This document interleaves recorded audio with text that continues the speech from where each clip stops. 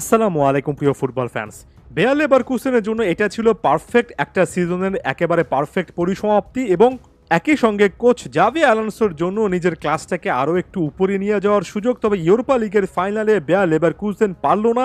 Xavi Alonso এবং তার শিষ্যরা পারফেক্ট টাইমে আরও একটা দুর্দান্ত পারফরমেন্স দিতে পারলেন না। প্রায় পুরো সিজনে অপরিচিত থেকে কয়েকটা ম্যাচ হাতে রেখে বায়ার্ন মিউনিকের বুন্দেসলিগা রাজত্ব যারা শেষ করেছে তারা যতটা কনফিডেন্সের সঙ্গে এই লিগটার ফাইনালটা অর্থাৎ ইউরোপা লিগের ফাইনালটা খেলতে এসেছে সেটা এর আগে খুব কম ক্লাবে এসেছে। তবে ওই যে বলা হয় ফুটবল এমন একটা খেলা যেখানে আপনি পরতে পরতে অনিশ্চয়তা পাবেন, যেখানে একেবারে শেষ মিনিট পর্যন্ত প্রতিপক্ষের কিছু না কিছু চান্সেস থাকে। সেই জিনিসটা আটালান্টা করে দেখালো এবং শেষ মিনিট পর্যন্ত অপেক্ষা করতে হয়নি। যারা খেলাটা দেখেছেন কিংবা পরবর্তী সময়ে খোঁজখবর নিয়েছেন তারা নিশ্চয়ই জানেন যে একেবারে ক্লিয়ার কাট ডমিনেটিং ফুটবল খেলেই আটালান্টা এমন একটা ট্রফি জিতেছে যেটা তাদের জন্য অনেক অনেক দরকারি ছিল এবং এর মাধ্যমে প্রায় 61 বছর পরে মেজর কোনো একটা ট্রফি জিতলো এই দলটা।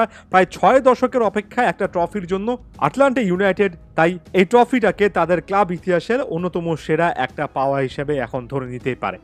আমরা ইন্ডিভিজুয়াল ব্রিলিয়ান্স দেখেছি। নাইজেরিয়া জাতীয় দলে খেলা ফরওয়ার্ড কিংবা বলা চলে উইঙ্গার আদেমোলা লুকম্যান গোল করেছেন 3টা এবং তার এই হ্যাটট্রিকের মাধ্যমে একেবারে বেয়ার লেভারকুসেন বিধ্বস্ত হয়ে গেল এবং এই হ্যাটট্রিক করার পেছনে যে সকল জায়গাগুলো থেকে প্রতিপক্ষের ডিফেন্স লাইনটা বারবার করে ভেঙেছেন, একটু স্পেস পেলে যেভাবে আসলেই শট নিয়েছেন লুকম্যানের এই পারফরমেন্সটার পর তাকে ঘিরে আলোচনাটা বেশ কিছুদিন ধরে চলবে।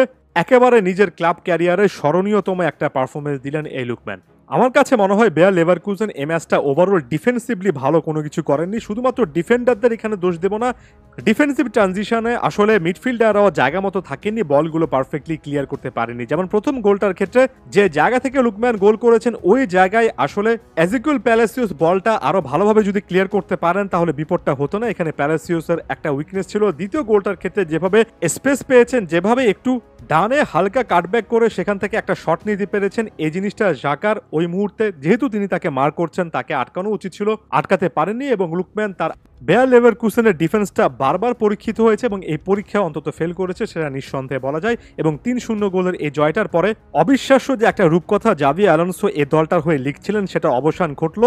প্রথম ইউরোপিয়ান দল হিসেবে প্রায় 50টার ম্যাচ এবং খুবই নির্দিষ্ট করে বলতে গেলে এই 52তম ম্যাচে এসে প্রথম পরাজয় দেখলেন এই জাভি অ্যালোনসো এবং এর মাধ্যমে এই জিনিসটা প্রমাণিত হয়ে গেল যে ফুটবলে শুধুমাত্র একটা ম্যাচের পারফরমেন্সই দিন শেষে বড় রকমের পার্থক্য তৈরি করে দিতে পারে। না হলে জাভি অ্যালোনসোর এই দলটা আরো একটা অবিশ্বাস্য রেকর্ড গড়ে ফেলতে পারতো। অপরাজিত থেকে তারা ইউরোপিয়ান একটা টপ লিগে খেলা দল হিসেবে ট্রেবল জিতে ফেলতে পারতো। অর্থাৎ এই ট্রফিটার মাধ্যমে বুন্দেসলিগা ডিএফবি পোকালের পরে ঐতিহাসিক ট্রেবলটা কমপ্লিট হয়ে যেত এবং জাভি অ্যালোনসোর জন্য তার ক্যারিয়ারে এটা একেবারে বর্ণাঢ্য একটা অর্জন হতো। তবে সেই জিনিসটা নিয়ে জাভি অ্যালোনসো খুব একটা বেশি আক্ষেপ করলেন এবং ফুটবলে এটাই সবচেয়ে বড় বাস্তবতা। আপনি প্রায় প্রতিটা ম্যাচে দুর্দান্ত খেলার পরও কোনো না কোনো ম্যাচ আসবে যে ম্যাচে কোনো কিছু আপনার পক্ষে যাবে না। এমন একটা ম্যাচ বেয়ার লেভারকুসেন হয়তোবা এখানে খেলেছে।